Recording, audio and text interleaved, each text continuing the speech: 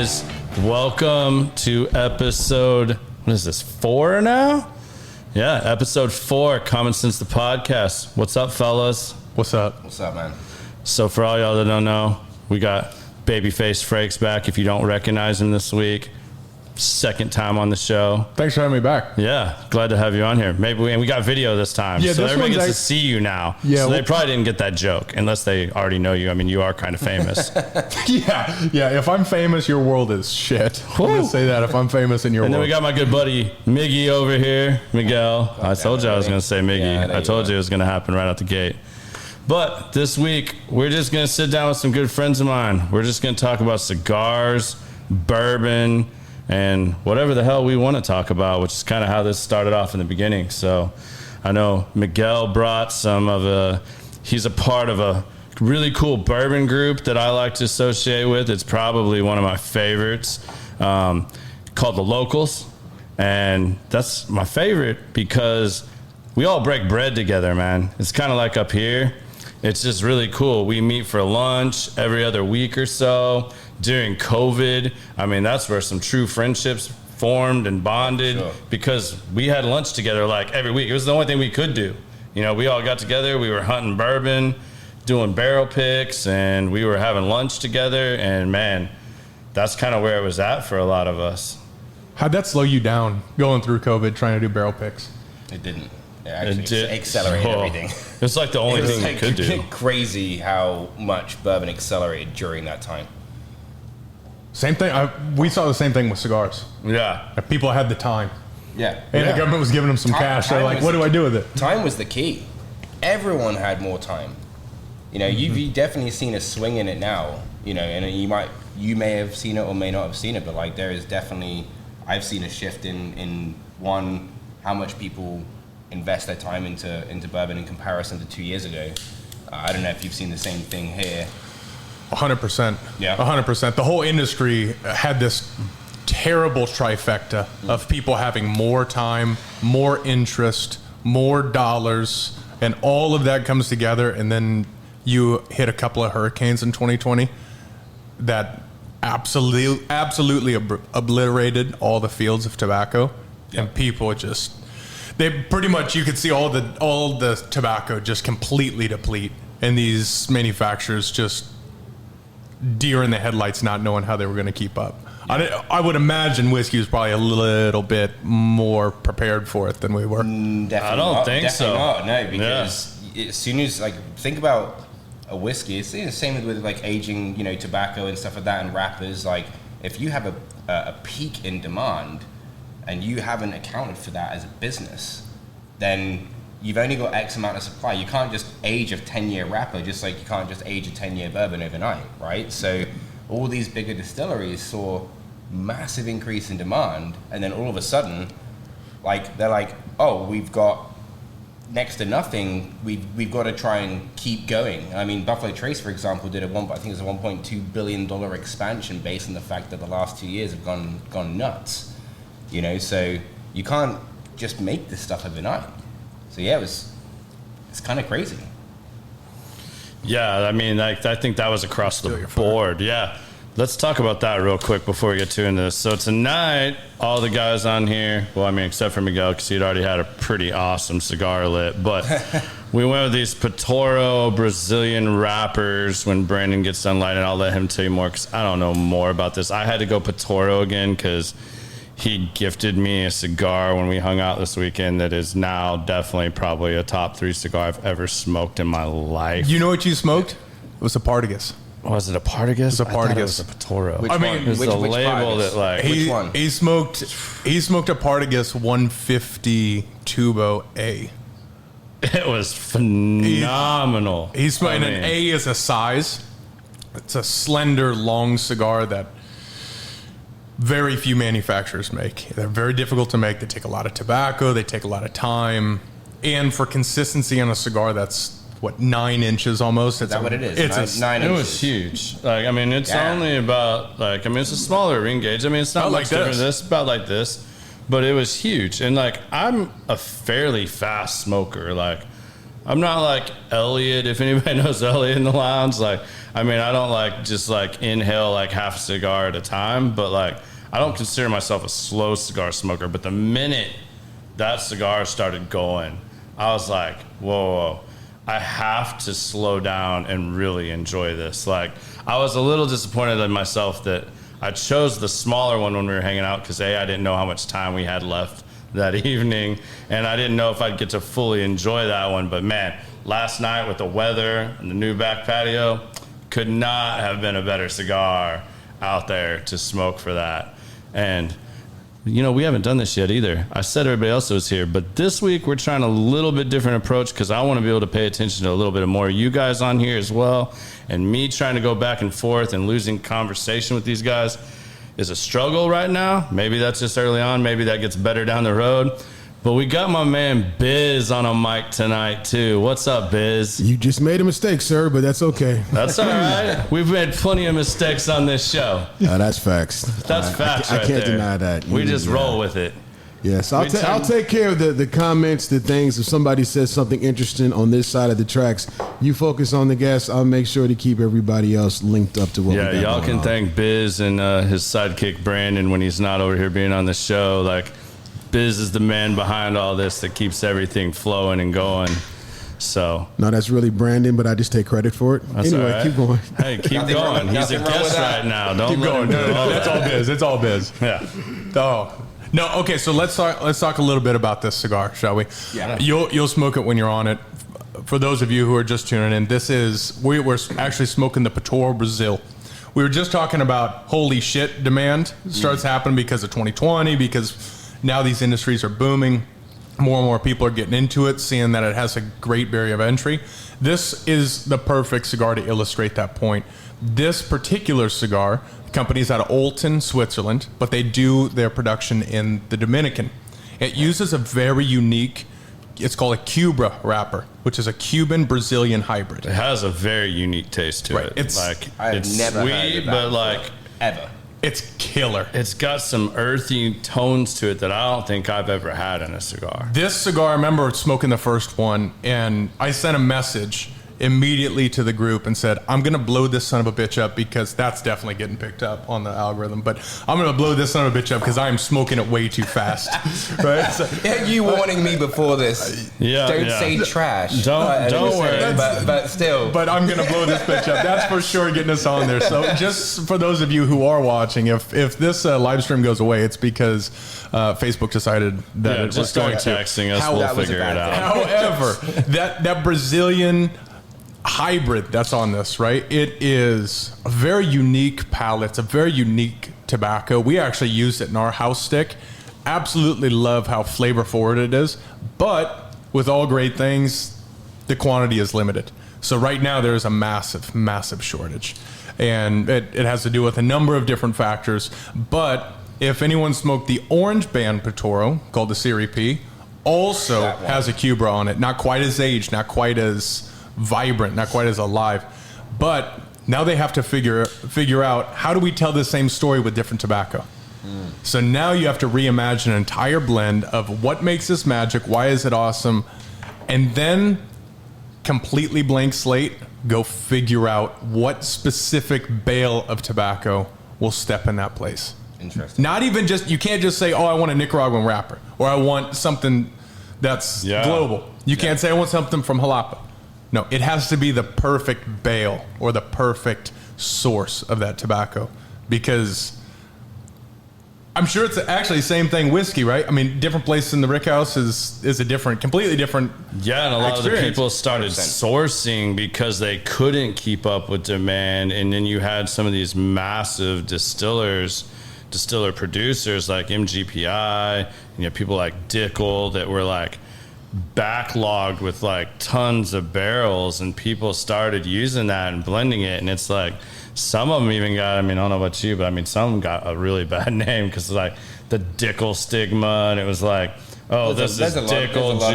juice, and there's just yeah, so that- many again, different things. It's a like bad that. name from the beginning. It's like anything, right? When you have a fad in anything, everyone wants to jump on the bandwagon, right? So, there are a few places where you can contract distill or source barrels from, as Garrett mentioned, right? You can go to a major producer like an MGP and buy barrels, but that doesn't mean that they're all going to be great, right? And a lot of people just do batches or blends and stuff like that, and they don't work out as well, and that can tarnish your name. It's like branding, right? I mean, it's all branding. Mm-hmm. You put out a bad product, right? Because you think you're just going to make a quick meal, There's no branding on the table today. That is what our industry saw too. Everyone it happens everywhere. Yeah, everyone thought that it was going to be up and to the right forever. So they just started tossing it out there. Take it. And then all of a sudden, now they're seeing the backlash of it. For those who were disciplined and did it right, well, now they're shining. Well, yeah, and they're the ones that are going to continue being consistent, and they're going to be the brands left over at the end.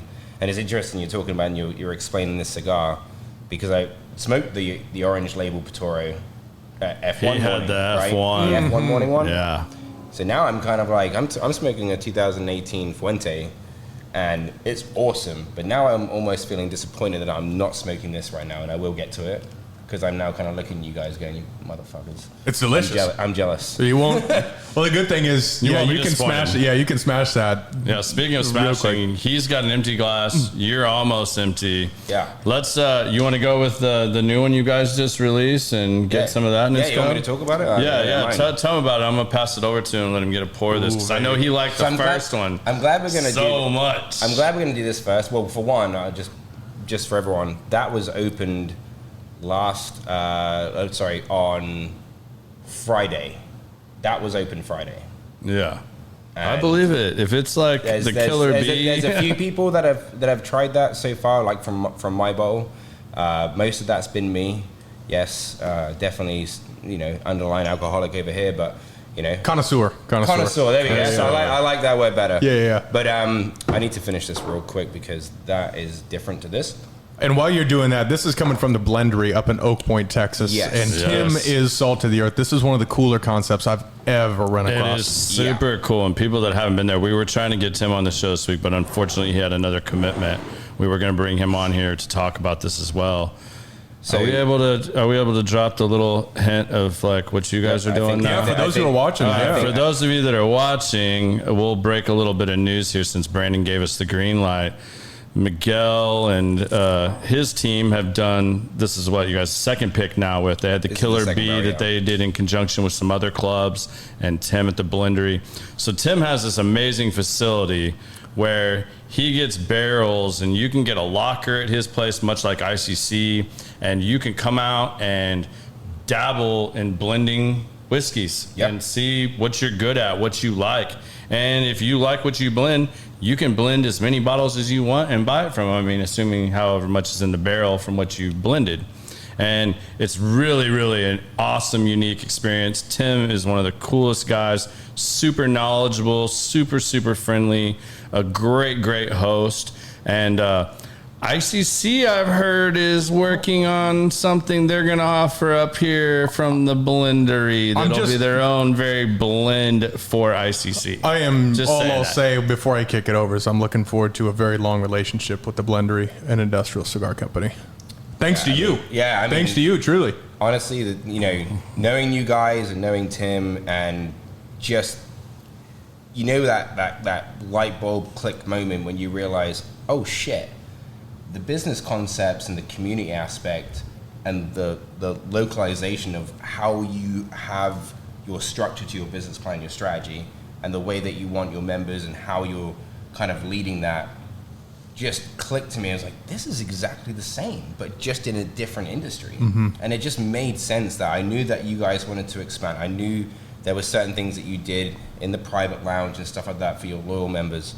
And it just made sense to have you guys get together, because there was definitely something that could be kind of, developed there in terms of a relationship. And I'm glad that we got the opportunity to get you. And that's what I love about this stuff. And that's the kind of stuff you guys have heard me talk about, from finding a lounge, finding a group of people that share common interests with you.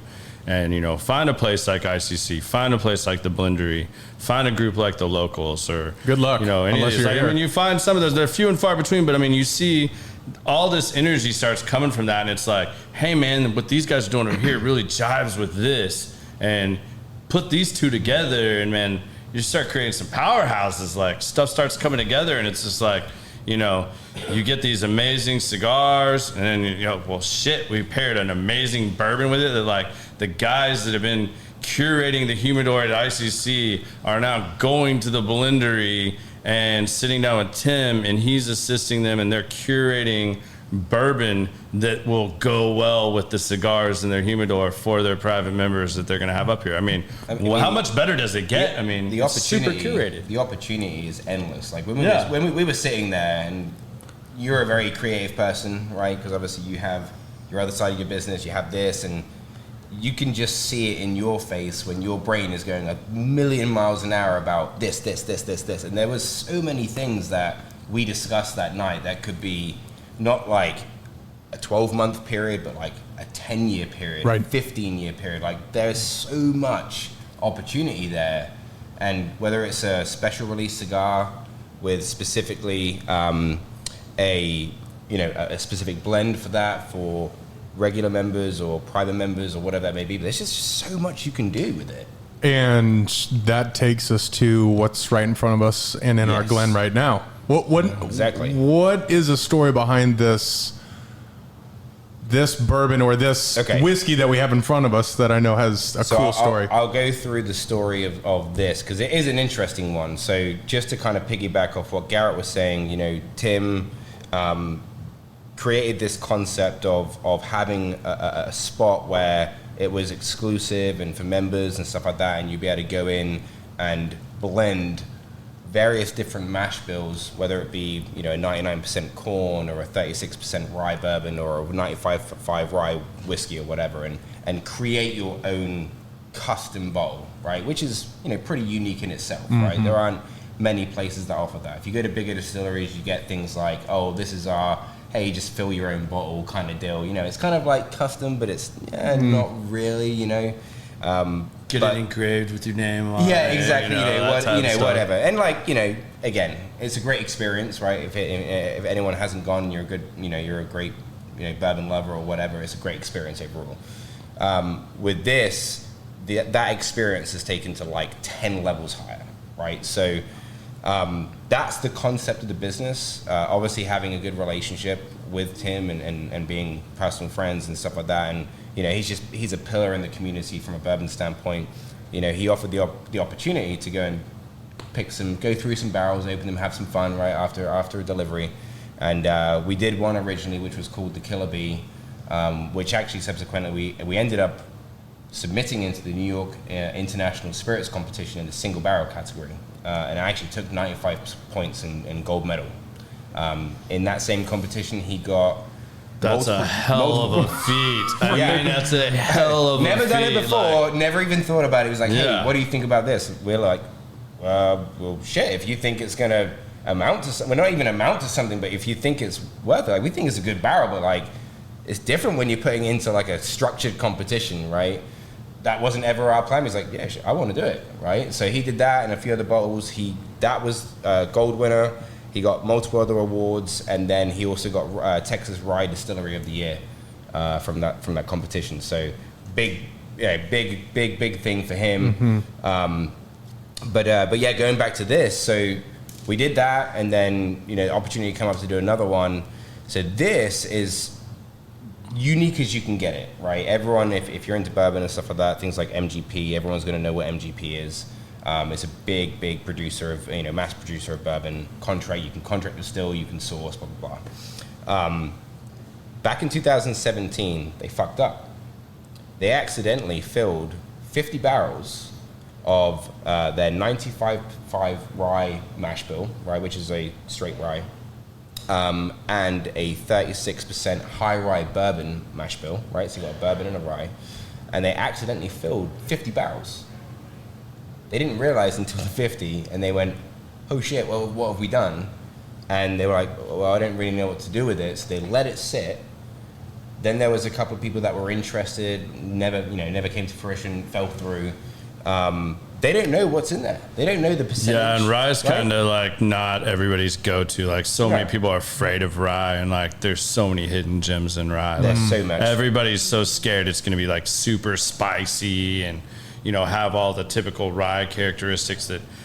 Man, like there's so much great rye. And I think rye is going to be one of those things that like it's not as produced as much. I think there's going to come a point where like people start figuring out rye, and then they're going to start wanting to buy all this rye, and they aren't going to be able to meet the demand. I mean, like, because it's just not produced and farmed as much. Like most of the rye comes from Canada and a few other places, but like I think that's something you will see in the next, 5 years. I mean, yeah, that definitely. like you'll see more rye get heavily allocated because it's just there ain't going to be as much of it. Well, the benefit to rye is that typically you can drink it younger, right? And it takes on a lot more characteristic. It's not, I wouldn't say less complex, but it's just very different to a bourbon. Bourbon, I mean, you have to kind of give it a bit more time. Rye, you can start bottling it, 4 years, 5 years, and it'll still be very good. Obviously 10 years, 12 years, 13 years is going to be significantly better. But you have the opportunity, and a lot of companies that go and do this contract distilling, in the time frame that they're doing that, they're aging their own rye because they can get it to 4 years, they can push it out, and it's their own product, right? They just obviously need to find the right mash bill and do all that kind of science, which, I'm not privy to. But yeah, so going back to this, 2017, they mistakenly filled those 50 barrels. They have no idea what the blend is. A couple of things fell through. Tim was at that point, close to that point, starting to come up with this concept, right? So who does he turn to? One of the biggest, producers of barrels for contract distilling and sourcing. And he happened to stumble across this when I tried the first sample when it was 3.5 years old. And it's interesting because the craziness of that story, in 2019, a producer came in and said, "We're interested, re-barrel it." And I'm hoping that I'm getting all the full details of this 100% correct. That fell through. They actually put it into brand new Speyside cooperage, which is a very good cooperage, heavy char level 4 barrels. In 2019. So it's been in there for 2 years. Yeah, it's been in fresh barrel for 2 years, and then re-barreled in 2019. This is 2022. This is 3 years on. So this is 3 years and 5 years and 8 months old, double barreled, completely unknown blend of two various mash bills. And we thought, what better appropriation than Scooby Doo and the mystery mash bill theme for a sticker. Solid. But it's not the oldest thing in the world, but it's unique. This is one of 50 barrels ever produced, and that will ever be produced. And they can't reproduce it. Yeah, they can't reproduce it. Because they don't know what's in it. You tried the other one, right? You tried the Double Jeopardy. Hands down, the most remarkable aha moment of whiskey in my life. You should have seen his face when he first sipped it. It was between the creativity of trying to figure out how we're gonna make all this work together, which already got the wheels going, and then I tried this Double Jeopardy. I did the same thing because I showed up to a birthday party there. That was my first time actually being at the blendery, and I had the Killer Bee. And so this was Derek's party? Yeah, this was Derek and Jason's birthday party. And when I walked in, Tim was like, super cordial, welcome to the place, hey, come in. He's like, matter of fact, before you have anything to drink, come over here because we just brought this out again. And lo and behold, it was Double Jeopardy, which at that point I had not had. And holy smokes, I was like, man, this is what y'all are doing here? I mean, I had the Killer Bee, and I mean, personally, I think the Killer Bee is amazing, but like Double Jeopardy, like that. Now it's hard to say. That's like tit and tat. Like, I mean, they're a little different, so it's kind of hard to like put them head to head, but I mean, again, they're blends. Like, and that's kind of the beauty of his concept, man. You can go in there and play around. Like, you think you know a lot about bourbon. I mean, that would be like you guys hosting an event here and being like, hey, blend your own cigar. Yeah, go for it. Yeah, it's try it. See what happens. We got Alfonso here, and he's just brought all this stuff. And you guys see if you can just come up with a good enough cigar blend. If you come up with something good enough, he'll sit here and have his guy roll them for you. I mean, like, and you can buy as many of them as you want. Like, but you think you're good and you think like, go ahead, try it. Go at it, big boy. For those of you who attended the first night at the factory, you'll realize that, yes, of course, it is more difficult than you would expect. I mean... It is. I mean, and that was a process that we did, but just the amount of work that it takes in order to get the rollers, get the tobacco that works well together. That's the beauty is... Well, that's just operations. He knows his stuff. That's just operations versus, like, understanding what works well together, what marries. It's like being a chef. On top of that... everyone can be a good cook, but, like, a chef, it's the same type of deal. It took... When we did that first event, it took Edgar Hoyle 9 months to find 8 different tobaccos that would work together. Jeez. 9 months to just find the tobacco that would hit the table and be okay. And he narrowed it down. Like, imagine going to a place where, I mean, I'm sure Tim does that. Like, he doesn't just go and get, like, all these shitty barrels and good barrels and just say, here's whatever. He gets good barrels that, like, you can do stuff with. Mm-hmm. So, I mean, it's, you're narrowed down. I mean, it's not like you're just going to, like, walk away with, like, some shitty bourbon or something like that. Typically, the ratio swing for single barrels can be anything from like 1 in 5 or 1 in 10. Yeah. Right. What does that mean? In terms of like how out of 5 barrels that you own, one could be potentially a single barrel. Gotcha. Right. So obviously we've gone through the phases of bourbon, right, from the 50s and 60s and stuff, where it's all like low proof for the most part, blah blah blah, and all heavy aged. And then we go through to today's world. In the last few years, it's been single barrels. Like, everyone wants to do a single barrel because it's a specific selection that kind of gives character to a group or a store or something like that, right? Mm-hmm. It's like you sourcing like a very specific cigar for your customers, for your members, because you know that it's going to fit, for the crowd that you sell to, right? And that's what the bourbon companies do, like they create a bourbon, because like every one of them is going to taste a little different, but like they have these master blenders that can consistently get you that bottle of Jack Daniels, that bottle of Buffalo Trace, that in general tastes relatively the same. But then you find these like anomalies, which they make single barrels and do that. But like, you take these others, can you blend something to taste like, if they gave you 10 barrels at Jack Daniels, can you make it taste like the bottle you grew up drinking? That's equally as impressive, that's right? Super impressive. It's super impressive. So whether you grow up or whether you drink it and stuff like that on a regular basis, like for me, and every club does it differently, right? So this is not like a consistent recipe for everyone. It's not like a one size fits all. We look for something that's off profile from, if we're talking something that this is hard in single barrels. Yeah, this is hard to say off profile, because this is 1 of 50, right? We're trying to get the best barrel that we think is the best barrel, right? So when we picked this, we had eight different barrels lined up with one bogey. And this is a lesson, I think, a lot of you that are debating what club to be in or what clubs you like, pay close attention to what Miggy's about to say, because I did it again. I told you it was just going to happen. He's the only person in the U.S. that's ever called me that, although that was a nickname for me as a child. Yeah, well, it's a good one. It's a good one. I could come up with some really good nicknames for you, though. I'm sure you could. You might want to stick with Miggy. Just saying. Ask some of my other friends. You might want to stick with Miggy. But what I was saying was, I know where you're going with this. At least I think I do. And something that I think a lot of people should pay attention to here, because you get involved in all these clubs and then you get this FOMO, like fear of missing out. And like, you got to buy all these picks. You got to buy every single thing. Like, what he's about to say and explain is like, to me, it's a crucial thing when I look at like the groups I belong in and what barrel, what bottle am I going to go stand in line for this? Am I going to, work X amount to get this bottle? Am I going to allocate this much of my bourbon budget to buy this bottle?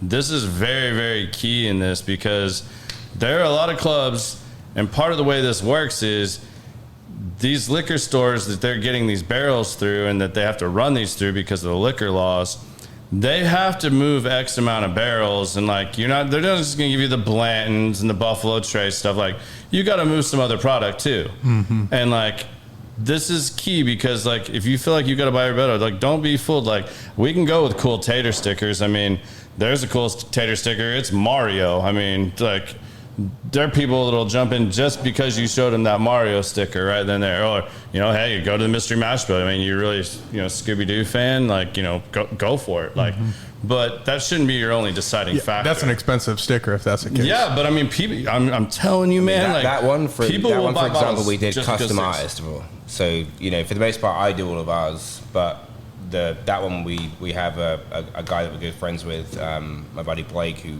runs the club with me. He designed that from scratch just because we wanted to have something that was a bit more not unique. Yeah, I think we've done some good stickers. Yeah. But it is sometimes it can't. I mean, and I have bottles that fall into that. Like I have bottles that I specifically bought just because I wanted that tater sticker and the wax or the sword or whatever. I mean, I think I set the market on the Zelda bottle. There's so much as like there's nostalgia ones. Yeah, there's I just love that. Yeah. The look is cool. There's just get it for why you want it, but let's get back to that though real quick. Like explain what you were about to explain to them about like what you guys look for when you're doing a pick to differentiate your picks as a group. Yeah, so again, it's not a consistent recipe for everyone, but what we do is we're looking for like the standout. And when I say standout, and again, stuff like this, like there is no consistent. It stands out on its own. I mean, it's not like, this is sold and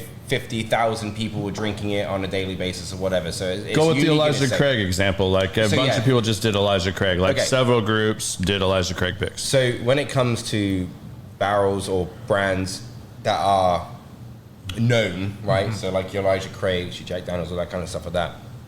There's a profile, right, to them. Everyone knows what they taste like. You can go to the liquor store and buy this bottle, and this is what it's going to taste like in general when you drink it. Exactly. But when you're doing a single barrel of those types of brands, like what we look for is we look for something that's completely off the normal, right? We don't want... What's the point in a single barrel if it just tastes the same as the shit that you get on the shelf?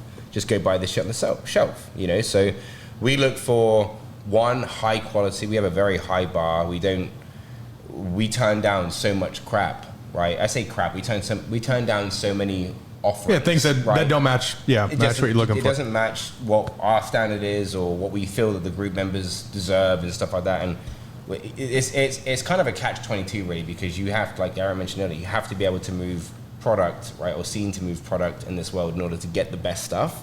But we just take a very hard-line stance on it and just say, like, we're just not interested in this because, one, the market has shifted a little bit, right? People have gone back to work. There's less money. There's less time. People are a bit more conscious about what they spend, especially in today's market right now. But like, we just want the best shit. We just want to provide the off-profile, the things that really hit in your face. And again, I think. But you should know that about your club. It was kind of my point. Like like you guys are going for off-profile. Does not remotely taste like the bottle I could get off the shelf. Exactly. And, some clubs want to stick to something like, it's the best I've had of this profile. Like, not saying one is right or wrong. Like, for the record, I'm a part of several clubs. I'm not bashing any one of them. Like, there are a lot of really good clubs in DFW. I mean, there's a lot of good ones. There's a lot of bad ones. All I'm saying is know what the guys that are picking the barrels, what is their motive? What are they going for? What are they shooting for you as a member of their club? What are they trying to pick? When I come to ICC and I walk into the humidor, I know what you guys are setting as the bar of what I'm going in there. I know that I feel like I can walk in there and try something new without even really like asking or like getting a lot of information about it. And I know I'm probably not going to hate it. It might not be my exact cup of tea, but I'm not going to hate it. But I know what you guys as the Frakes put into curating that humidor. And it's the same thing with these bourbon clubs. Know what the guys that are out there picking the barrels and bottles are going for, because then it helps you decide, am I buying this bottle just for nostalgia? Am I buying this bottle because I know it's some super unique? Am I buying it just to support my club? There's a lot of different categories a bottle can fall into, but like knowing that about your club, I think is key. And I'm glad you brought that up because that's very, very important. Yeah, I think for me, and it's funny actually, because my admin partner Blake, he says it really well. I'd rather you say you love it or you hate it. If you just tell me it's okay, I'm offended, right? So I don't care if someone says, hey, I don't like it, right? I'd rather someone say that to me than it's okay, right? Because I mean, no one wants to be okay. It's mediocre, right? But the key thing here is, and again, everyone's different. Everyone has different motives. Our motive is we keep it small, right? We try and bring the best to the members, right? We do it, and this is the other thing. We do it completely out of the passion. I mean, it's not like this is not a job. I have a full-time job, right? So does he, and so does all of our moderators. Like, we just do this for fun. Like, this is something that we do because we like doing it, right? There's a passion there that goes beyond just buying and collecting or drinking or whatever, and it's not like everyone's an alcoholic in the bourbon scene. It's like I said, a connoisseur. It's an appreciation of the craft. And I think, didn't mean to kick that. And I think the key thing here is, like, again, for us, it's fun. There's a lot of people that have gotten into bourbon over the last 2 or 3 years. Right? Yeah. It's, COVID, crazy. And again, everyone starts at some place. I mean, shit. Yeah, we've all been newbies. We've all done all this. We've been standing in lines. Like, I remember one of the times I was stood in line freaking January, February, and it was like freezing cold. But, at 6 a.m. Yeah, and you form relationships to get one bottle. Yeah. Right? To get limit one. Limit one. Yeah, but limit one, right? But the important part was, and Garrett mentioned this earlier, was that during that time, there were so many guys doing that were either new to it or had been doing it or whatever, and you forged so many relationships. I've got like best friends and stuff that have come from this. My wife even has best friends from friends that I've met through this, that she's become friends with their wives. Like, I mean, I wouldn't be. We met through this. Yeah. Obviously I'm a customer here and previous to that, but we've connected those two things. But like, our wives are now friends, and like, there's so much that has come from it. All of this started because of what happened during COVID. Like, I would not be sitting here right now with either one of you doing this podcast or any of this had it not been for COVID and me liking bourbon and then deciding like, oh, I have a buddy that's going to this drop. Like, let's go see what this is about. And then it's like, oh, I get to go on an adult Easter egg hunt, treasure hunt, finding bourbons. And, oh shit, I can still go do this during COVID. Liquor stores were still open. You could go stand in line with hundreds of people trying to get a bottle, or you could drive all over while everything else is closed. Liquor store's still open. You go hunt all over Texas, Oklahoma, wherever you were willing to drive to find a bottle. Like, that in itself opened up doors to where you met new people, got around new people, found new groups, got apart, got involved, started learning, started educating myself. And, it went from there to, the first group I got in was Someone Say Whiskey. And, learning about them. And, then I find out, like, oh, shit, some of these guys I went to high school with, I did this and that. And then it's like, oh, shit, they got this Frank Sinatra cigar dropping. Oh, let's see what that's about. And then it's like, oh, well, I like cigars, but now I'm sitting around my house and I can, like, smoke cigars on my patio. And, oh, this place ICC's right down the street from my house. Oh, let's go in here. And then I meet people here. And it's like, oh, shit, man. Like, it just starts snowballing. And it's like, you see all these things and, like, it really has. I mean, like, Miguel and I, that's how we met. Like, the locals having lunch together, every week. And, and we've turned into really great friends. I mean, we hang out with our wives, same thing with us. It's like one of those things that, like, bonded over common interests, whether it be cigars or bourbon. And I encourage people to find things like that because, it opens up doors. Like, you end up, a cigar or a bourbon or both or whatever spirit you like.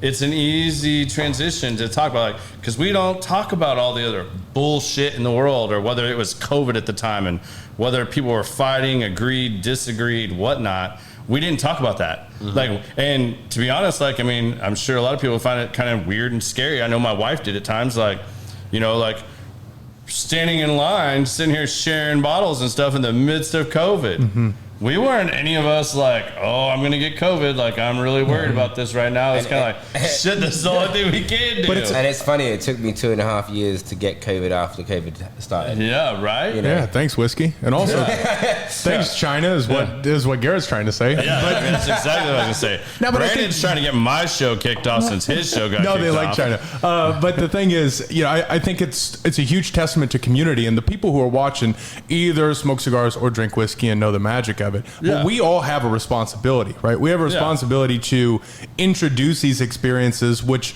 seemingly have really tall barriers of entry to get in, but it's just a small hurdle.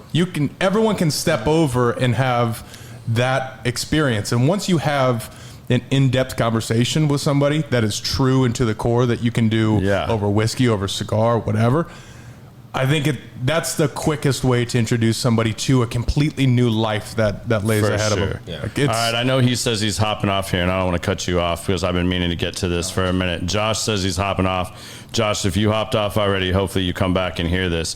Josh asked earlier, since we're quote-unquote from Josh, his bourbon guys, what would you recommend as 2 or 3 bourbons that won't break the bank that he could easily find at a store? What would you throw out there? That's easy. Not knowing what he likes. I mean, I have no idea what Josh likes. I mean, I've hung out with him a couple times up here. I'll give a few options, 2 or 3. You said 2 or 3. So not knowing what you like, Josh, and obviously, there being a vast difference in proof levels, right? My brother-in-law's here. He's not the biggest fan of the highest proof levels, right? And obviously every single bourbon, beginner might not be into that stuff, but honestly... He probably drinks that Conor McGregor shit, though, doesn't he? The proper 12. He brought some of that proper 12 with him from across the pond. He's an ex-fighter, so he might be partial to that. Well, shit, why didn't you tell me that before I started talking shit on it? If you would see the look on his face right now while you was talking. He's like, this fucking wanker. Correct me if I'm wrong, Liam, and you can feel free to shout, but I think he's ex-British champion karate.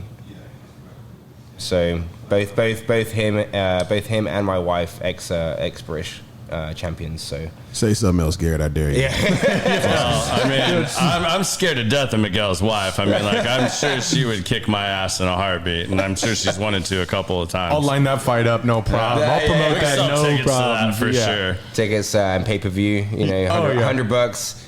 We'll just split it. Yeah. All right, going back to Josh's question. So, honestly, sorry, Dave. Oh, you know where the tracks are. That's different than us. So, I'm going to recommend this. If you can get it at any store, anytime. You're never going to run out of this. But Wild Turkey 101 is a staple. I second that. It's a staple. Yeah. Was it now $20, $22? Yeah, you can't go wrong with that. You can't go wrong with that. I mean, again, if we're talking... Will you type these in the comments so I can go back and check this out? Yeah, my man. I'm on it right now. We can get you a list. Right, so that would be one. That's, again, in that $20-25 range. Again, if you like rye or you want to explore rye, the Wild Turkey 101 rye is also fantastic. Yeah, you can't go wrong with that either. I've heard crazy stories about that, like blinding and coming in second in comparison. Like literally, the number 1 was the Van Winkle Family Reserve rye, which is a 13-year, and number 2 was like Wild Turkey 101. I've heard some crazy stories about it. Yeah, great rye as well. So if you want to try that or whatever, get that. If you want to go a little bit more on the price range, again, it's still in the Wild Turkey family. Again, Russell's. Wild Turkey. You can't go wrong with the products. Russell Reserve, 10-year bourbon, right? What we're talking, like 35, 30. I think it's around $40 now. Yeah, it's depending about $40. On the state, around that kind of price range. Honestly, like outside of that, if you wanted to go like super cheap, like Evan Williams Bottled and Bond, it's like $14. What? 100 proof. Old Granddad. Old Granddad 114. I'm not the biggest. I'm not the biggest fan of Old Granddad 114. You were going to go mellow corn instead, weren't you? I mean, that's also a potential option, depending on what you want to drink is lighter fluid. But it's definitely an interesting one. I mean, it's palatable, but it's like, again, it's cheap. If you want like a $10 to $15 whiskey, grab that. I'm just not a big fan of Old Granddad. Yeah. Like the profile. I'm not a huge fan. I like it for old fashions, but that's. That's also a good option. There's actually a random rye that I got. It was actually Liquor King, Bradley at Liquor King actually was like, hey, try this. It was called Roulette. It looked like the cheapest, shittiest bottle of rye in the world. But it was actually a 4 or 5 year MGP at 100 proof, so bottled and bond. Yeah. It was $23. And it was like perfect for making like Bradley. it about $20. Bradley's the brains behind that operation over there. Like he knows exactly what he's doing over there. He's one of the smartest whiskey dudes I've ever. Bradley's solid. But yeah, they would be my options. Like if you're looking for a very cheap option, that Evan Williams bottled and bond, again talking $12 to $15. Yeah. Right.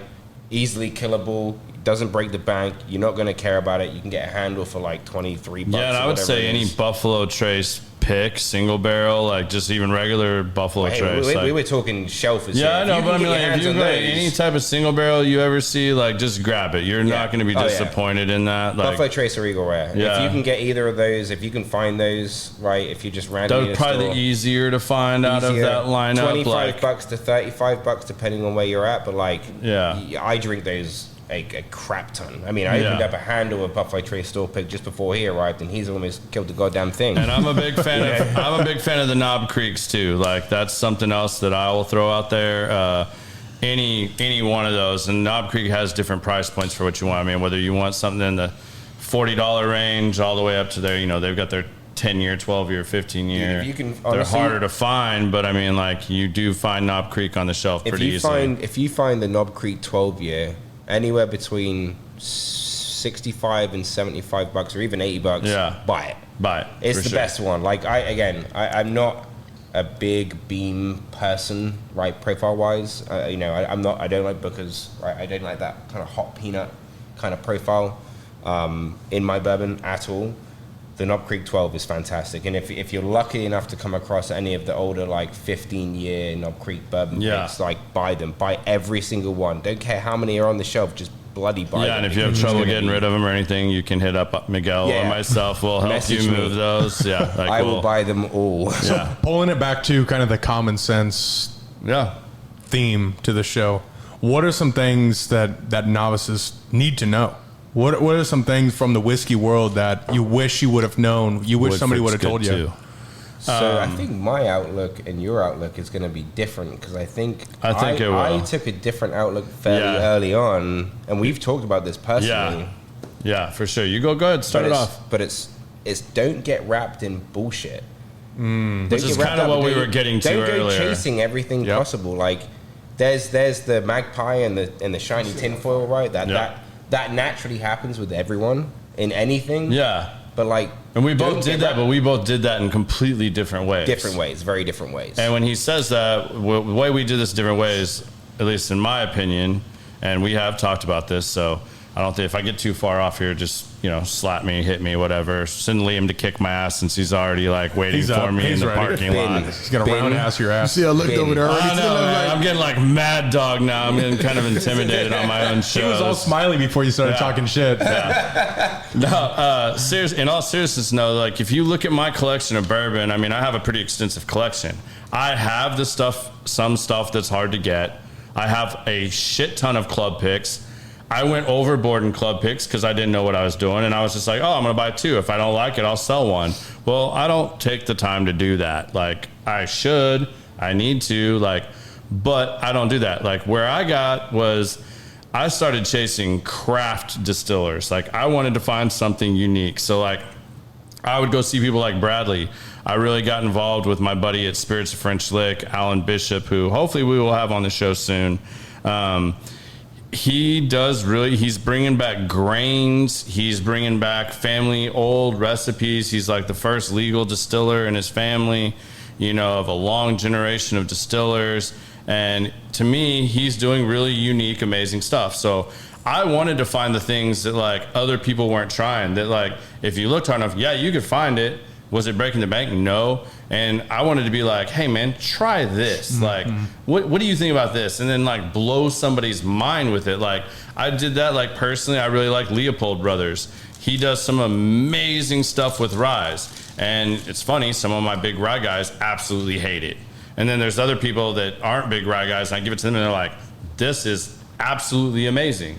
But it opens up doors. Whereas I feel like Miguel, he did the same things to an extent, but then like he narrowed down real quickly, like I'm just gonna like move things to like be able to get the things that I really want, or the things that are put myself in a position to get the more allocated, the older stuff. Like whereas I'm transitioning more to that now, 3-4 years into bourbon collecting now, whereas like I'm moving some of these picks that people still want, whether for nostalgia or they really like the picks, whatever. And I've been on a dusty kick where I've met some people where I'm able to buy older bourbons, and to me, I would rather sell 4 or 5 bottles and buy 1 bottle of really old bourbon. I mean, like, to me, you can't like, they're never going to get back to that. I mean, I hope they do at some point. Like, I hope they can create like bourbons that are as good as these old days at some point down the road. And I'm sure they will, but like,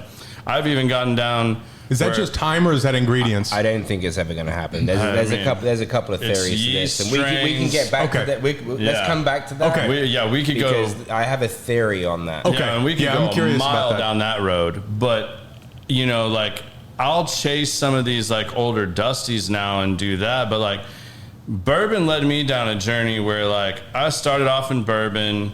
I couldn't drink tequila unless it was a margarita. I mean, I would turn into Conor McGregor, and he's looking at me wrong, you're looking at me wrong in the bar. And now you have some very nice tequilas. Yeah, and now I've gotten to where I love sipping tequila, and like I really like tequila. I've drank more tequila over the last 6 months than I have anything else. But I also, as your palate grows and you taste things just like cigars as well, and you get used to these things and your palate starts changing, be open-minded, try other things, and let some of your friends, as you meet these people and stuff, don't be afraid just because you didn't like something in high school or college or whatever you were drinking, because you were shooting this shit, you weren't trying to enjoy it, you were trying to get drunk. Yep. And you know what? There's some things you'll be scarred for. You still won't go back to. Like, don't put Rumple Mints or Tawaka in front of me. I'm not drinking that shit. Or Aftershock or any of that shit that Absinthe. I got. Or Goldschlager. I mean, I will still tear people up on Jaeger, but like that's a whole nother story. But I went down this other road too, where I started trying a lot of different things. Like I've got some cognacs, some Armagnacs, and I went down and I got some old barrel-aged rums that, like when you start learning more about how spirits are distilled and realizes what makes a spirit differently, because when you start looking at it, a lot of it's the same basic ingredients. It's how it's distilled, how long it's distilled, vodka. They basically can take anything and make it into vodka, because basically you're turning the still all the way up. The definition of vodka is a clear, tasteless, and odorless spirit. So like, I mean, really it could be, damn near super anything. easy to produce. Yeah, like they max out the still. Like, I mean, like there are literally people that could like literally take shit and make it into vodka. And like really the only thing that's different with a lot of it is what it's cut with. Like what water is it cut with? And how it's so is Russian water worth $300 more to you in a bottle than Tito's for $29.99? Like, I don't know. I'm not saying it's the same as McCormick's, you're not going to just want to grab a bottle of McCormick's. True. It does taste different. But when you start learning these things as you go in this knowledge, and I would encourage people to learn more before just diving in, explore and say anything. Like, don't go like full FOMO and just buy all this shit. Like, I mean, I did it. I think the thing here is that it's not fucking cheap. No, it's not. It's not cheap hobby. Just like cigars, right? It's a hobby and you want to enjoy it, but there's a lot of people that have like limitations financially, whatever, and you can tell who has more money between me and him based on his purchase history versus mine. I don't have kids. He doesn't have kids. I do. So that's a big factor. If you don't have kids, then you're free to do whatever the fuck you want.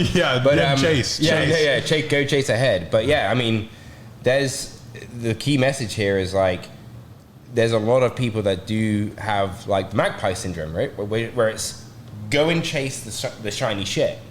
And I did that, but just not at the level that he did that, right? And I was never really the guy that wanted to go after like specific stickers and just for those that aren't in the bourbon scene or whatever, a tater, when he says tater, it's basically the sticker design, how they dress up the bottle, right, to make it. It could be wax, it could be wax, it could be sticker, whatever. There's tons of different ways in which you can do it, but I was just never the guy that went and chased that aspect. I always chased the quality of the single barrel or the pick or the blend or whatever it may be. And that's really kind of why we do the things that we do in the locals, is that we don't really tend to chase like the crazy stuff. Nowadays, like you do have to take your bottle of it and kind of get people hyped up about it, or like crave it, or get the FOMO aspect or whatever. Yeah, but they have to trust you at the end, right? But that's the key point. Yeah, is that trust is the biggest thing for me. Biz, rock and roll, brother. So let's do some education real quick, fellas. My man Wesley wants to know, because you see bourbon whiskey on the bottle, but it's a bourbon or is it a whiskey? Like, Wesley wants to know, what is the difference? Okay, good question. Yeah, very solid. good question actually. So I've been confused by this myself. So. Okay, so and again, I'm not an expert. I'm not the guy that like creates all of this stuff, right? So I'm just a humble, This passionate is just individual. by definition, right? though. So don't take this as absolute gospel. I'm going to test. You're testing my knowledge right now. I mean, this is the thing, right? So a bourbon is an American product, right? Produced and has to be made in America. So it has to be made in America. So bourbon is actually the highest regulated whiskey in any category of whiskey in the world. So it is technically whiskey, but to meet the definition of being able to call itself a bourbon is what he's about to explain. Yeah, so because you can have whiskey from all different countries. Anybody can make whiskey. Yeah. There is no super stipulation on making whiskey. Correct. That's why you have light whiskeys, Irish whiskeys, all sorts of things. But when you see the label bourbon, so basically, bourbon, for one, has to be produced in the US, right? If there's a bottle somewhere that's produced anywhere outside of the US, it's not a bourbon. And if it says bourbon, it has to be at least 51% corn in the mash bill. It has to be the proof entry into the barrel is no more than 125, I believe. I think it's 125. 125 proof. Going into the barrel, right? So the white dog, the mash dog in the mash bill, the white dog that they produce from the mash bill, blah, blah, blah, has to be barreled at 125 or below. They have to be put into brand new American oak charred barrels, right? So those are the main aspect. I think there's like one more. For some reason I just can't remember it.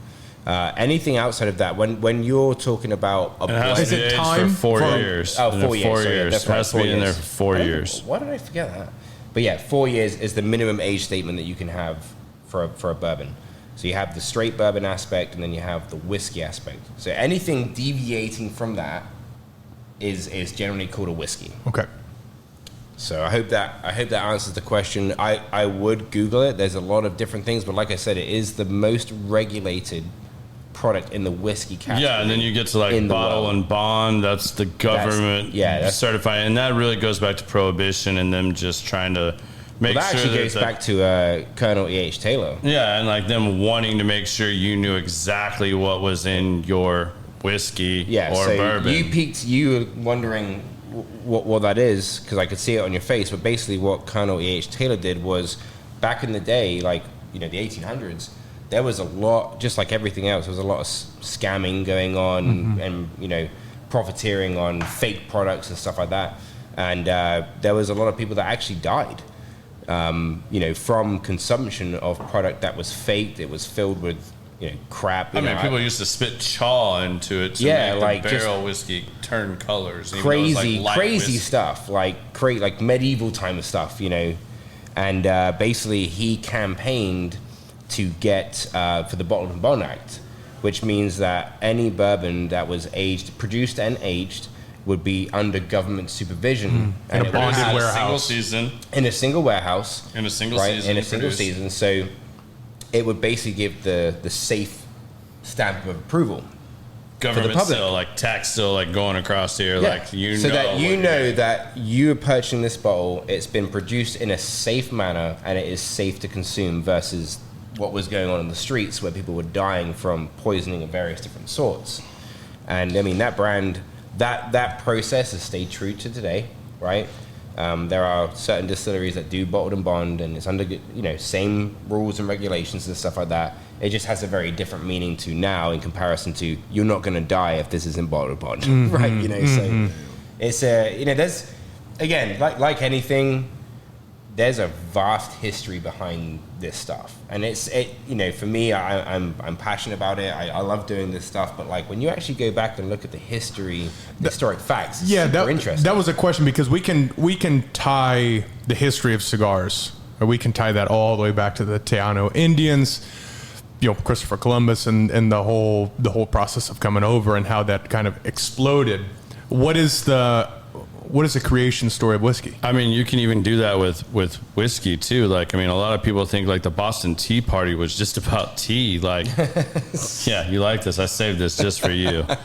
Yeah, like, I mean, literally, like, England started doing some tactical stuff to like mess with America because they were pissed off and angry. Like, they started altering trade routes and stuff, and like putting huge taxes on like molasses, sugar cane, stuff like that, because that's what these early settlers that came over, they brought their pot stills from Europe over, and they're trying to make spirits out of what they get. Well, what was flowing easily out of these ports and stuff? Sugar cane, molasses, and people were making rum. Some of the, like, I mean, you can go back all the way. I mean,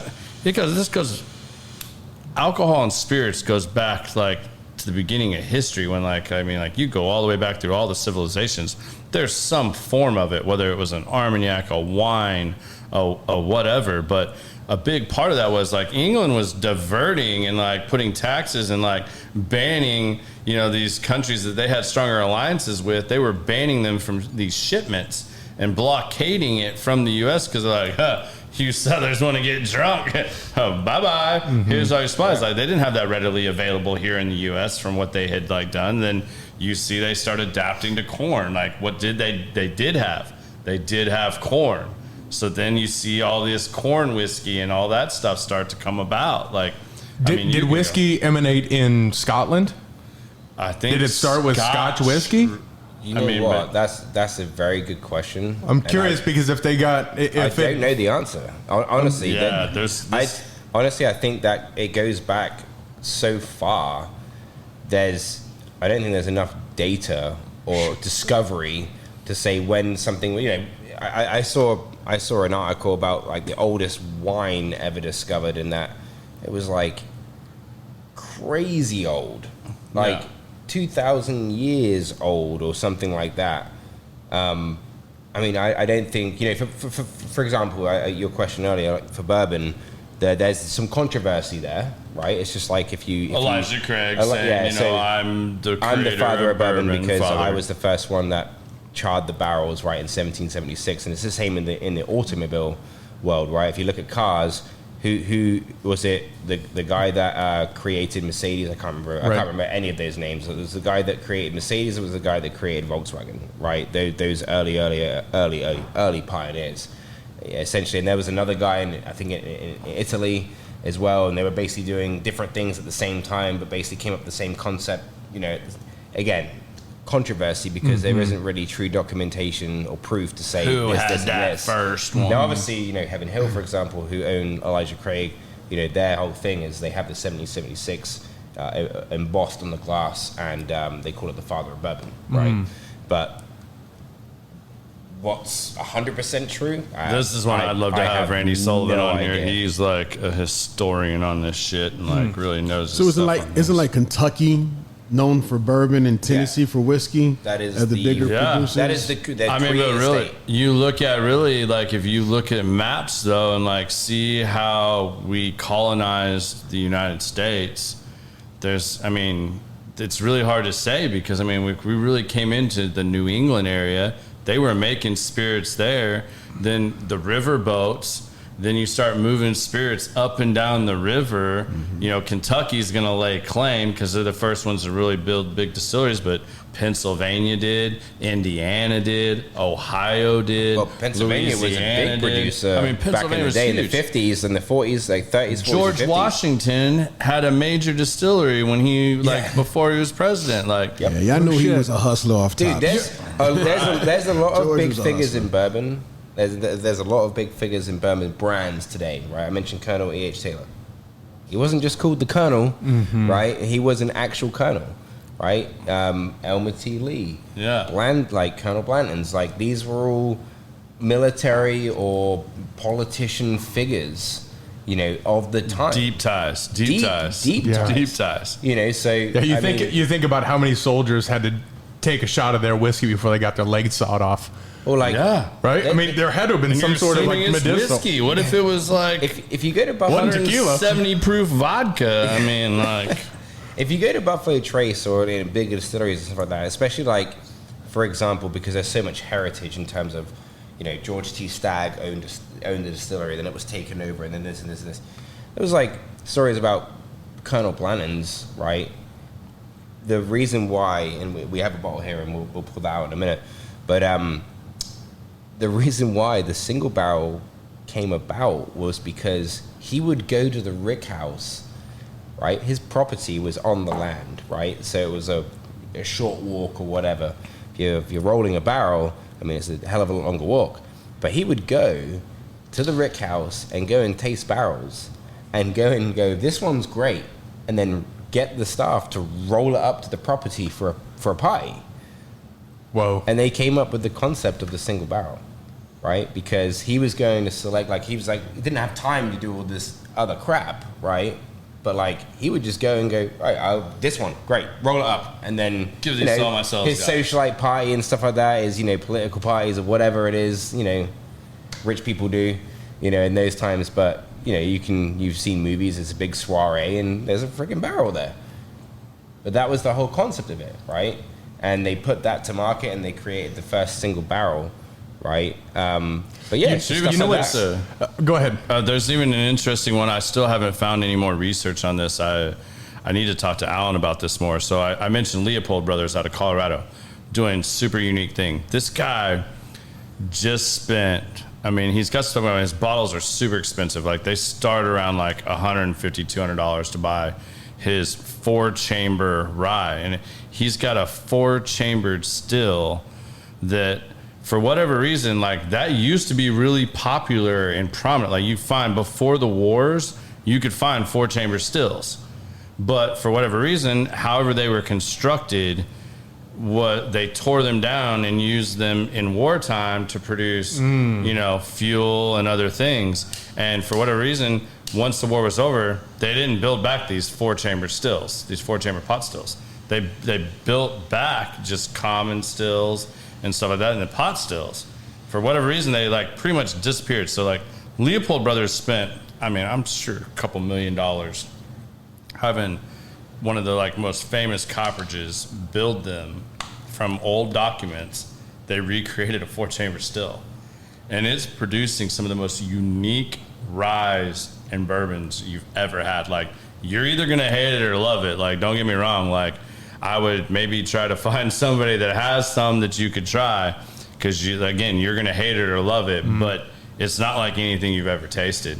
But that was a completely different thing, and I don't know why they just disappeared. I don't think anybody really does, but they melted all these down during the war and used them for wartime efforts, and that went away. Interesting. Yeah, But there's so much history. I didn't know that. Yeah, you start digging into this stuff, you're gonna find out all kinds of crazy stuff. Well, we Just look at it- cigars, and how that Hops ties in. bringing in that antique Smithsonian cigar filler. It's out there right now. Out there, I was mind blown because I hadn't seen something like that since I was 13, 14. When I lived in Connecticut, I worked on a farm. And that's it's amazing I can even smoke tobacco or anything. I couldn't eat peppers for a long time after picking peppers for multiple seasons. But picking tobacco is a disgusting job. It is truly Sappy. just dirty. There's no getting it off of you. It's dirty hard work.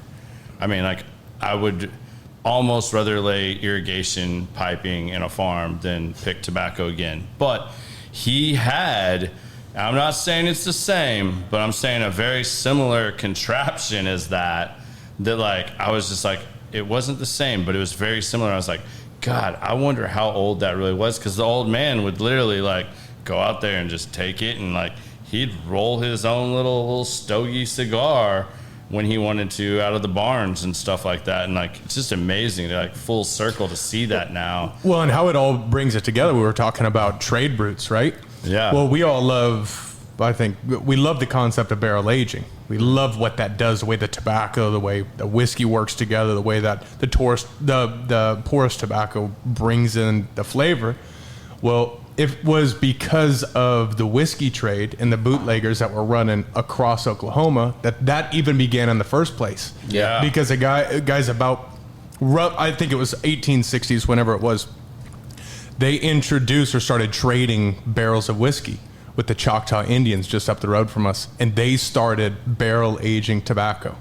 There's one, the Terra Nova, that we still have, uses the same type of Arabic barrel aging technique. I didn't even know that. I didn't know that. That company's 200 years old. Wow. And it's unique. It's a German-owned company that is, I think, 205 years old now, but it's a process that was created by the Choctaw Indians in the 1860s, somewhere there and about. But it was because of whiskey making its way across the United States and trading with the Indian reservations that was even crazy. become a And possibility. that's literally like 2.5 hours from here. Yeah, like, I suppose it was like, technically we're still in Choctaw Indian land, right? If you go north 40 minutes, we're in Choctaw land. Yeah. Right? It's very unique where we're sitting in a place that's All right, important. well, I feel like this is a good point to bring this up because we haven't hit this yet, and I've got a segment that we have to drop on you guys before we call it an evening here in a few minutes. But I think a barrel was delivered today, and I think we're going to be barrel aging a cigar here shortly. I think you're right. It's technically half delivered because it's still sitting in the back of my truck. It is, yes, it is on property. We're gonna pull it out. So what are we going to put in this barrel, and what barrel are we using here, fellas? Right. So I'll answer the barrel question because I think you may have figured it out. Or I've got a couple. You've got a couple. All right, Okay. So with possibilities here, you guys are getting inside early information of something that will be released later on. This process is going to take 3 to 5 months, I would say, in total. But we are going to use the barrel for this, the mystery mash bill, the story that I said earlier about the crazy mistakenly filled barrels and then redouble barreled and so forth and so on. So we are going to use this barrel. I think it brings a super unique profile, and it's just cool to have something that's one of 50 and then do something even more crazy and unique. And I know that these guys at ICC, the Frakes, want to experiment and push the boundaries of innovation, should I say. So what have you been? So there are a couple, with it. and it's unique that you say that because we do have access to some unique tobacco. We have access to some cigars that have not been produced, and some that are very old. So there are a couple of directions, and thank you for bringing that, so I can taste it and be a part of it. But from two of our favorite, up on the top tier producers, Patoro, one of which we're smoking now, they have a beautiful cigar that uses a Cameroon wrapper. Cameroon wrapper is what you just smoked. Yeah. And what you smoked yesterday was a Cameroon wrapper. Yeah. It's a little bit, it's got this little citrus, a little bite to it, but it's airy, it's aromatic, it's a porous tobacco. And yet it still has some of these really good earth tones, which Yeah. I'm not a big earth tone person, but it still has. I mean, like this is starting to be the one of the best brand cigars that Phenomenal. you can get. You're But yeah, I exactly just right. wanted to put that point. That is, It's right in line with who we want to be, right? They want to Exactly. push out the best that they can push out. And the company's been in business since 2001, and they only have 5 blends. So they haven't fallen into the trap of let's have 180 different blends. Let's, make all the same thing 180 times. 5 distinctly different blends. They have one that they're toying with. This one may or may not be a house project that we've been working on for a couple years. but that is one potential option. The other one is on your point, is an Old Dusty. That's from Crux Cigars. And we talk about Tell unique. me more. So this particular cigar I just pulled this Dusty. Right. Well, and it's so funny table. because the creators of this are just all about Blanton's, but they have a cigar that uses a wrapper called engañoso. Okay. Which translates to tricky, because where it's at is a very tricky place for them to actually farm, where it actually sits in this real weird valley. In terms of the growth, or in terms of just the sustainability of it? Well, actually, just the technicality of farming in a washout valley. So there's a ton of loss, because where those volcanoes all come in, there are 3 major volcanoes in growing area in Nicaragua, but where 2 of them come in, they create this valley. And there's a ton of runoff. And when there's a lot of runoff, it's pulling everything from on top down into the soil. So the soil is very dark. Dense. It's super dense, right? But I can on imagine paper, very loose and stuff like that as well, from all the washout and everything. you would think so, but it packs it down. I mean, that soil is as dark as this microphone.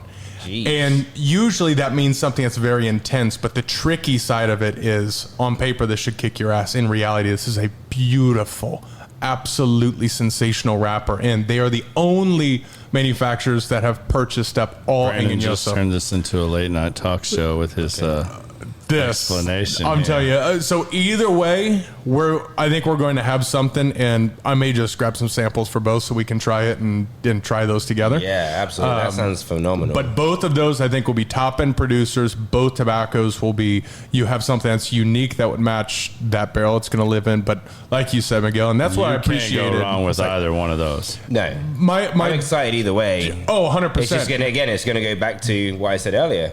Yeah. What's the fucking best? What's the best? What is the best? Yeah. And the way you got that, the and a experts huge, here to nail that down.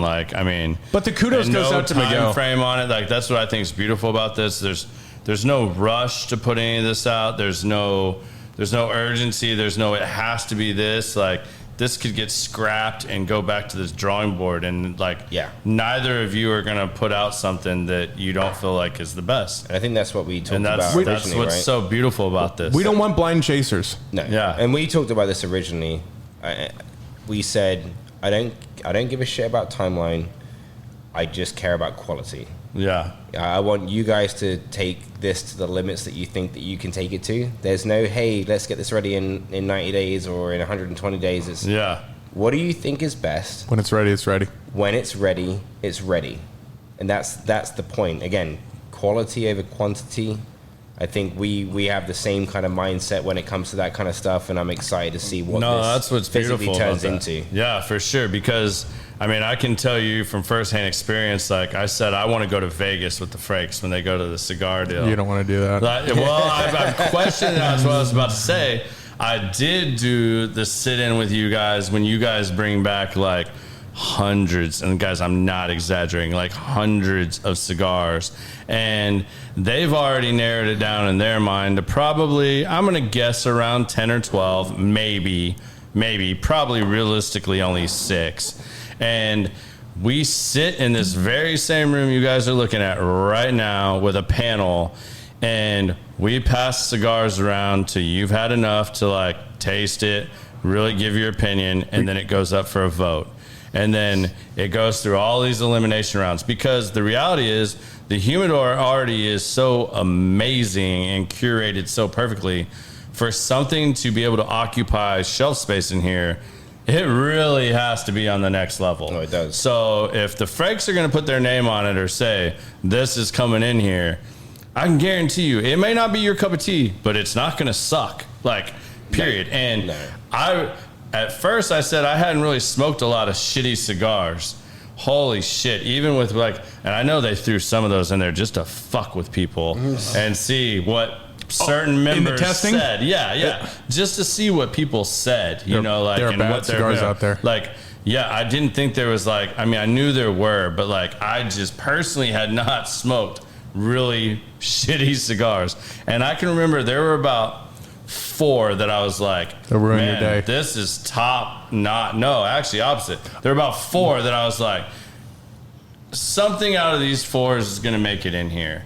And I wasn't far off. Like, yeah, it was the one that's coming in Friday night, the Italian one, like Toscano. The Toscano, that was amazing. Like that hit off on everybody. That's the only one that made it. That's the one that like really stood out. There was one or two others that I was like, I can see this being in here, but you then have to do, which I can't imagine how hard it is for them, say, is it better than what we already have? And some of them are so close. That's a touchy call. Like, is it better than what we have? And why would I add this to the mix if it's not bringing in something better or different? Same kind of thing we talked about with the bourbons and the clubs. And I respect the hell out of them after doing that. But I mean, like, holy shit, man. Like, I didn't know if I was going to be able to smoke a cigar for like a month after that. Smoked 78 blends. We smoked How like many was it? 78 blends. You told in like me, and I was like, 3-hour period. I'm a cigar guy. Yeah. But there is no fucking way. And they do that for 3 days in Vegas, man. And I was like, we sit here and It pass will around. change your life. I bet I've it will. been 3 times. Yeah. And I came back an inch shorter each All time. right, Biz just saying. signed me back up again. I'm back in on this. If Dave I'm and the gonna go grab Frakes boys will let me hit. But I will say this: we had that issue earlier today when you and I were in the humidor walking around aimlessly. It wasn't because there was nothing good. We absolutely could not figure out what to grab to smoke. No, we literally said that. Like, I mean, it's like when I'm standing in front of my bar, like, and I'm like, what bottle do I want to drink tonight? Like, not trying to sound arrogant or anything, but I mean, like, I have over 100 bottles open. I mean, I entertain a lot, and like, Shit looks it's like Willy Wonka. I mean, it's like same thing in the humidor, though. I walk in, I'm like, all right, nothing sucks. What do I want to smoke, and what are we going to talk about tonight on the show? And it's like, all right, you know, and I treat it kind of like I do my spirits too. What mood am I in? Yeah. You know, like, am I in a mood where I need something to lift me up and kind of like, all right, let's get this going? Or am I in a like, hey, let's sit back and let's like, you know, like chill, you know? But what like, I've learned though, just like I'm noticing with bourbon and collections and going through the process from beginning to end and selecting cigars to sell, everything you get serves a certain purpose at a certain time to a certain person. For sure. And in your taste buds and stuff, like I kind of talked about going down different lanes with spirits, happens with cigars too. What I started out smoking is not stuff I really smoke today. I have found stuff that is so much better and that I really, truly enjoy. There's a lot of stuff getting ready to come in this fall that if you guys don't come up here, I recommend you come up here and buy some sticks and see what you can find and talk to the people that work here. There is nobody that's not super knowledgeable about what they're doing here, and that's kind of where I'm gonna bust your balls again, Nate, because Nate told me, I was like, man, are you in here moving stuff around again just to like make me like really hunt for stuff? And he's like, well, you need to ask an employee about what was moved and what's new in here and like let them do it. That's what they're paid to do. And lo and behold, I asked 2 individuals. One may or may not have been the manager. I'm like, so what's new in here? What got moved around? Where's stuff out? What should I smoke today? And they were like, and they all looked at Nate, and I was like, yeah, buddy, that's what just happened. He That was just moving it at that moment. backfired on you real quick, like. But yeah, I mean, you can do that here in the lounge. Like, I mean, it happens. Like, you walk in and it's like, what am I in the mood for today? Or what, you know, and honestly, that's just honest discussion you should have. Like, talk to the experts. Talk to the people that are here. They're here to help you. Tell them, like, I had a shitty day. You know, I went and ate Chinese food for lunch, and, you know, I'm having a steak for dinner. Okay, I guarantee you, Brandon right now could be like, try one of these 3 Captain cigars. Maduro number 6. Yep, Or I got you. Easily. I just had a Easily. cappuccino. I've had a really good day, and I just want to sit here and unwind and think about the great day I had. Brandon would say, German you should engineer. try. Round sight. Yep, I got you. I mean, see, I mean, like, that's how this happens. And like, this goes across so many platforms, like whether you're talking about your bourbon or your tequila or whatnot. Oh, yeah, 100%. And I apologize. I had to go get some more water. It's all good. It's all good. Tail end of a cold, so No, you're getting good. a bit groggy. You're And good. then, All right, well, like a fucking idiot, I come in back in the room, and there's obviously a bit of a harsh space around the side here and beers and blah blah blah, but I just fucking kicked the camera, so I apologize. That's Man, all you good. ain't family until you kick a camera. Yeah, I mean, I dropped a mic the other week and let it like bang all over the floor. I mean, like, if it hasn't happened on this show and you don't know how to deal with it, then like we're not doing it right. Yeah, yeah. Like, Amen to that. Tell me how it's your first podcast without it's your first podcast. By So kicking changing the fucking camera. subject and going on. yeah, let's. What do we got? We got 5 minutes? You got to blame. No, I just don't want to talk about the first podcast we had and what a clusterfuck it was. So let's keep Oh yeah. Okay, yeah. I mean, Garrett was like rage texting me the next day. He's like, it didn't go well, and It actually went really well. It fucking happens. But at the beginning, they were like, "Oh, we couldn't get this getting." It's like, dude, don't stress about it. Like, it happens, dude. well, it's technology. that's the things I stress about. Like, I mean, like I'm kind of OCD and a control freak when it comes to certain Same. things, and all the things that I couldn't control and that were out of my control. Everything went wrong. Like legit, like everything went wrong. Like that's why that podcast is like the Easter egg. Like you can go find the audio if you want on certain platforms. I'm going to leave that Easter egg out there, but we don't have video to upload. Like the video feed ate shit and died.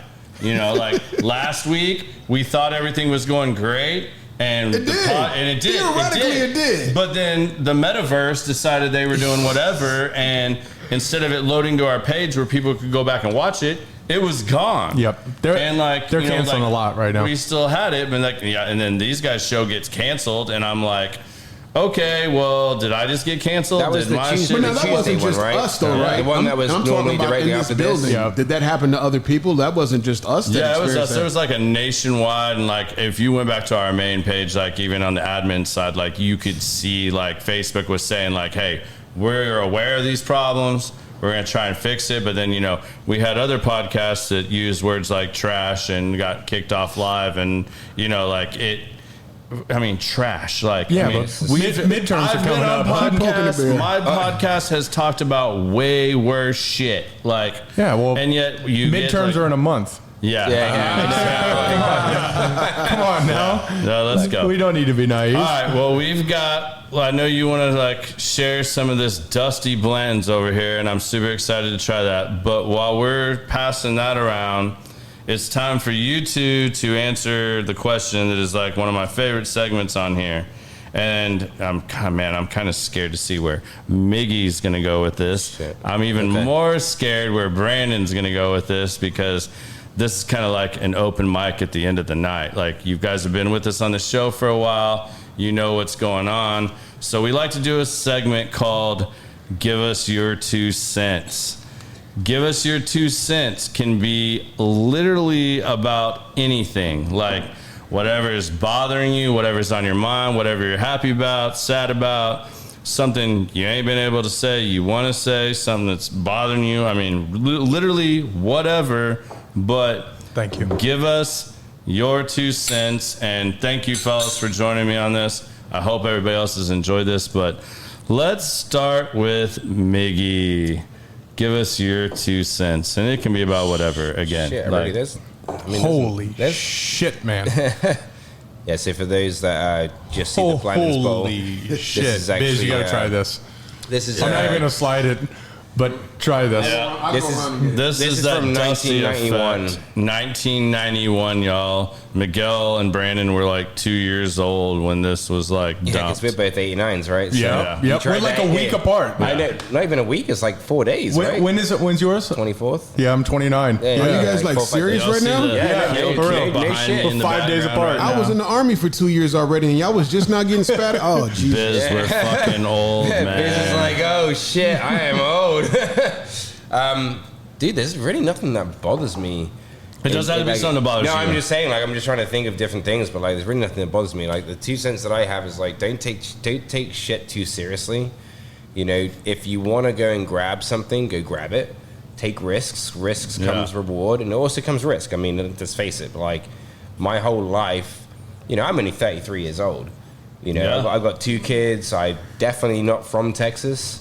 Right, as you can You're tell. not from Texas? I thought that was a South Texas accent. it's That was Australia. a southern drawl. I always Good day, I always mate. make fun and like throw people a loop, and they're like, "Where are you from?" I'm like, Midland. or Odessa. You know, See, just, that's so I say funny. whatever. Will you pass the Dutchie on the right hand side for me, please? And that is so funny because like my father-in-law is Jordanian, right? So my father-in-law is Jordanian, and it's funny to me that like foreigners when they come here, if they have a hard to pronounce name in the English language, they pick the most common English name that starts with the same letter. Like it's absolutely hilarious to me. And the other funny part about this is almost all foreigners, and I don't know why this is because it's like the most awkward city to claim you're from, but when they tell people they're from Texas and they ask them what city, they all say Waxahachie.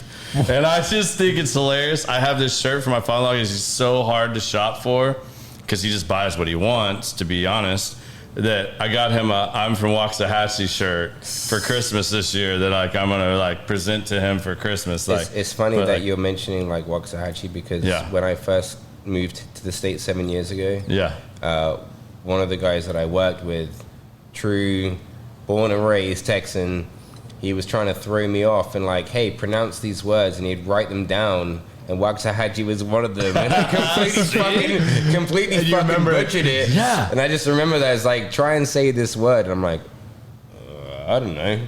Yeah. It's just funny that you're mentioning Waxahachie. It's like the go-to for foreigners. Like they're going to go with like, I'm from Waxahachie. And everybody's like, yeah, okay, that mystical, magical land, Waxahachie. But yeah, I mean, like I was saying, like it's, don't take shit too seriously. Life is life. Life is supposed to be enjoyed, right? I agree. Take risks because risks come both reward. You know, I've been very fortunate enough to have the reward aspect, right? Young family, kids, moving to the US and creating something in my business, in my career and stuff like that, and giving my family opportunity. And then obviously and surviving not getting his ass kicked by his black belt wife. Yeah. Yeah, that is a feat. Congrats on that. I've survived that for 13 years so far. You know, there's congrats. There's a skill to that. There is a skill to that. You know, there's been a few close. Yeah, Liam's right. There's been a few close calls. But the brother-in-law chimes in with a few close calls. He's like, I've seen it. We'll keep that for Thanksgiving. But yeah, I mean, just don't, again, take risks, enjoy life, right? Keep family and friends close, understanding the meaning of friends versus associates, all that kind of stuff. Like, that's important. Never mistake the two. Exactly. Yeah. Keep a lot of people friends do, and family close. But like, we all keep do. friends and family close. And it's a big mistake. But with you saying that out, for any of my friends that work with me as well that are on here watching, we did lose a really great guy today. I just found out about our pool guy, Truman. Man, rest in peace. You were a great dude. You're going to be severely, severely missed, and condolences to his family. Just found that out today. But I'm sorry about that. All right, yeah. Never nice. B. No, it's interesting. It's almost on that same point. I mean, none of us make it out alive, right? Yeah, it's an infinite amount of time, so live the best life. But it is something. You cannot go all somber and serious with us on this. Like I did way too much of a. Okay, so you want to get off of that? You want something lighter? I want left field Brandon here. Like, give us your 2 cents. I mean, you already shut one podcast down. Let's go. Oh shit. Damn, did I just like, do that how to many myself? words? Well, How many bad words in the algorithm can I say in the next 30 seconds? Not get us canceled for. Speaking of which, when this is over, can you teach me how to cuss in British? Y'all have the dopest cuss words ever. Like, it's way better than our... You gotta say fuck 56 times in a paragraph. Like I need to know what's the definition of bullets. And then they say like certain words that are so offensive and you don't even know. No shit. Yeah, bulls. See, we're gonna talk after this. Yeah. I'm gonna show up in the hood just speaking nothing but British cuss words and just fucking... Everyone will fucking look at me and go, what the fuck is this dude saying? And it's dope. Anyway, I'm sorry, I watched a lot of... good. I watched a lot of Guy Ritchie movies. Bought me some time. We'll give him elocution lessons in British profanity. That's... Join us next week. For one of our upcoming episodes, we're going to discuss British profanity and other slang terms that Brandon, may or may not get you kicked off Facebook. All right, so on that note, on that note, it's an interesting concept that I was reminded when I actually took a day to stop and ride motocross last week. My first day, I decided in maybe years to just stop and ride. But there's an interesting parallel to life, right? When you ride motocross, you choose a line you want, You don't choose the line you don't want, because that's where you're going to go, right? And when you come into a corner, you're faced with a lot of different lines. Yep. But you have to commit to that. And when you commit to that single line, the only way you can get out of it is just squeezing your legs, squeezing your throttle, and looking out the rut. If you do anything except for just roll on the throttle, you're in deep shit. That thing's going to hop out. You're taking a dirt nap. But I was reminded of that this week, which is just commit to the vision, roll on throttle, and then figure it out when you're out. Because then you could go, there's a faster line through there. Okay, well, the next lap, I'm going to take another faster. line. I think that's important as well. It's It's because the next one, you commit to this right now, but there's always going to be a pivot somewhere. Always. And that line might set you up for something that you didn't expect. That might have set you up to hit a jump that you wouldn't have hit because you carry more speed. But it's just full commitment. Keep your eyes forward. Don't look at your wheel. And just squeeze legs, squeeze throttle. You'll be all right.